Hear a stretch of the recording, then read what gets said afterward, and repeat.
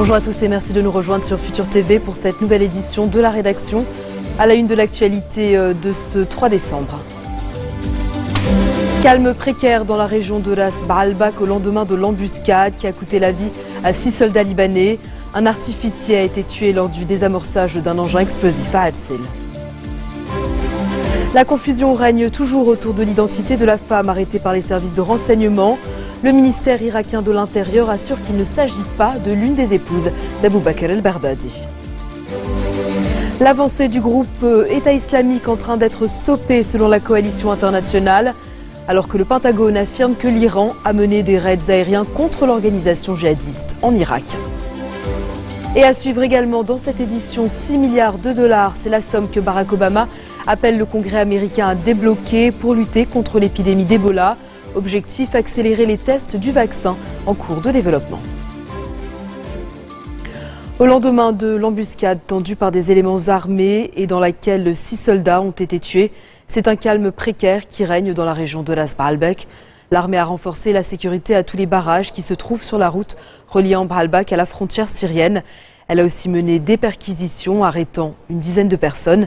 L'attaque a été suivie de violents combats cette nuit qui ont duré plusieurs heures dans la région entre l'armée et les auteurs de l'embuscade. Par ailleurs, un artificier de l'armée a été tué ce matin et 2 soldats blessés lors du désamorçage d'un engin explosif dans la région de Al-Sil, dans la Bekaa.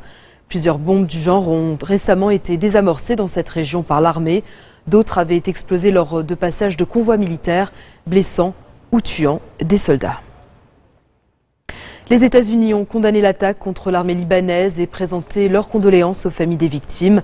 Le département d'État a assuré que Washington reste engagé dans son soutien à l'institution militaire car elle protège la souveraineté et la sécurité du Liban et mène le combat contre les extrémistes.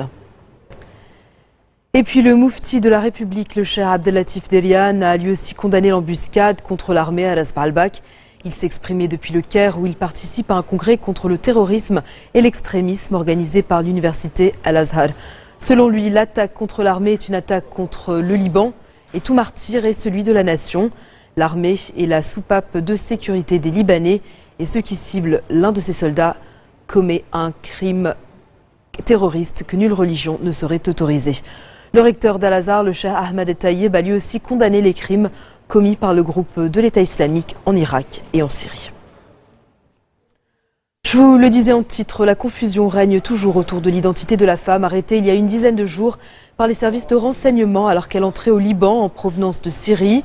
Elle ne serait pas l'une des épouses du chef de l'organisation de l'État islamique, Abou Bakr el-Baghdadi, comme l'ont affirmé des sources sécuritaires libanaises.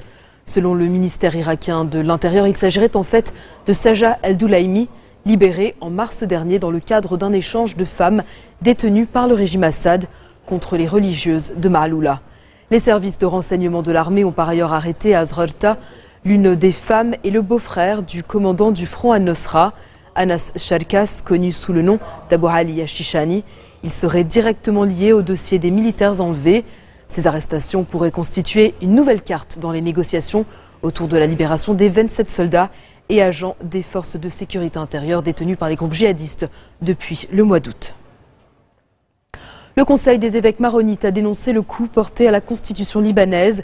Les prélats se sont dit étonnés de la capacité de la Chambre à s'autoproroger et de son incapacité à élire un président, contrairement à ce qu'impose la Constitution.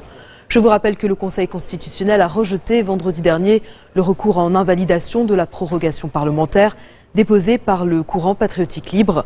Le mandat du Parlement a été prorogé de 31 mois par les députés et expire désormais le 20 juin 2017. La présidence est quant à elle vacante depuis le 25 mai. Ni confirmation ni démenti de l'Iran que ses avions de chasse ont bombardé des positions de l'organisation de l'État islamique dans l'est de l'Irak. La diplomatie iranienne assure qu'il n'y a pas eu de changement de politique de fournir du soutien et des conseils aux responsables irakiens dans la lutte contre Daesh. Mais le Pentagone affirme avoir des informations selon lesquelles des chasseurs fantômes F-4 ont été vus effectuer des raids aériens en territoire irakien dans la région de Diyala, frontalière de l'Iran. Ces avions sont en effet des appareils que l'Iran a achetés aux États-Unis avant la révolution islamique de 1979. Téhéran a également mis à la disposition de l'Irak des avions russes, Mais selon des informations non confirmées, des pilotes iraniens seraient en fait aux commandes de ces appareils. L'avancée de l'organisation de l'État islamique en Syrie et en Irak stoppée, c'est du moins ce qu'affirme ce mercredi la coalition internationale à l'issue d'une réunion ministérielle à Bruxelles. La soixantaine de pays membres de cette coalition a assuré que sa campagne contre les djihadistes de Daesh commence à montrer des résultats. Dans un communiqué, elle a indiqué que les forces irakiennes et les forces du gouvernement régional du Kurdistan regagnent du terrain en Irak avec le soutien des frappes aériennes de la coalition menée par Washington. John Kerry a rappelé le millier de frappes réalisées selon lui par la coalition.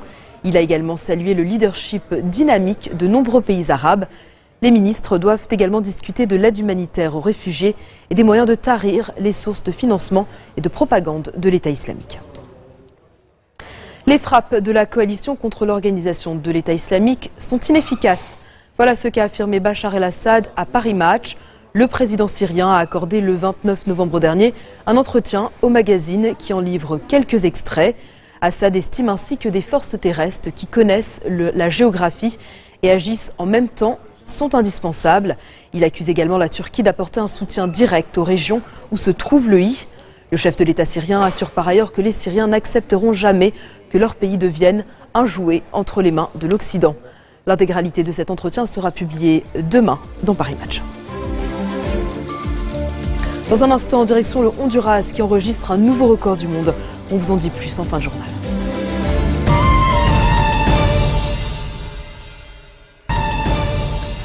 Retour sur le plateau de l'info du 16h40. Les législatives anticipées en Israël se tiendront le 17 mars. Une annonce qui intervient au lendemain du choix de Benyamin Netanyahou de convoquer un nouveau scrutin. Le Premier ministre du Likoud a limogé hier les deux ministres centristes de son cabinet, Yair Lapid aux finances et Tzipi Livni à la justice. Ils paient leur désaccord avec la politique menée par les ministres de droite majoritaires au gouvernement. Le cabinet de coalition qui avait pris ses fonctions l'an dernier était divisé sur plusieurs sujets, dont le budget 2015. Deux sondages montrent que le Likoud de Benyamin Netanyahou conserverait sa place de premier parti israélien si les élections avaient lieu aujourd'hui, garantissant ainsi au Premier ministre sortant un 4e mandat. À leur tour, les députés français votent en faveur de la reconnaissance d'un État palestinien. Ils se sont prononcés hier à une large majorité, 339 voix pour, 151 contre et 16 abstentions. Cette résolution socialiste a une valeur avant tout symbolique. Le texte invite le gouvernement à reconnaître officiellement l'État de Palestine en vue d'obtenir un règlement définitif du conflit avec Israël. Réaction. Écoutez, bien sûr, c'est un message de paix de la part des représentants du peuple français. C'est un pas dans la bonne direction d'accumuler des États pour un paix réel au Proche-Orient. Dans le sens que les résolutions ici en France ne sont pas connectées avec les réalités au terrain, cela peut créer des frustrations et attiser les stations sur le terrain. Les choses doivent être discutées entre les deux côtés, les deux parties. Toutes les questions doivent être sur la table de négociation et réglées d'une manière directe. La résidence de l'ambassadeur d'Iran au Yémen a été visée par un attentat à la voiture piégée ce matin. L'explosion a fait au moins un mort, mais le diplomate ne se trouvait pas sur place. L'ambassadeur iranien vient de prendre ses fonctions à Sanaa, où il a présenté lundi ses lettres de créance. La victime est l'un des gardes de la résidence. Pas d'informations pour l'heure s'il s'agissait d'un kamikaze ou d'un engin télécommandé à distance. Pas de revendication non plus. Mais Al-Qaïda est très actif au Yémen où il s'est mis en lutte contre les milices chiites, accusées d'être soutenues par l'Iran qui ont pris le pouvoir en septembre. Autre explosion en Somalie, cette fois au moins 4 personnes ont été tuées ce matin lors d'une attaque commise par un kamikaze qui a lancé une voiture piégée contre un convoi onusien près de l'aéroport de Mogadiscio. Aucun personnel des Nations Unies n'aurait été touché. L'attentat n'a pas été immédiatement revendiqué, mais les Shebabs, affiliés à Al-Qaïda, ont multiplié les actions meurtrières de guérilla dans la capitale somalienne et ailleurs dans le pays. C'est leur riposte après avoir été chassés des principales villes du centre et du sud par la force de l'Union africaine qui soutient les fragiles autorités somaliennes. Barack Obama appelle le Congrès américain à débloquer un fonds de 6 milliards de dollars de lutte contre Ebola avant les vacances de Noël.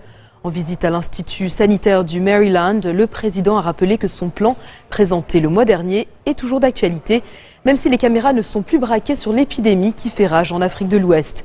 Le fonds permettrait notamment d'accélérer les tests du vaccin en cours de développement.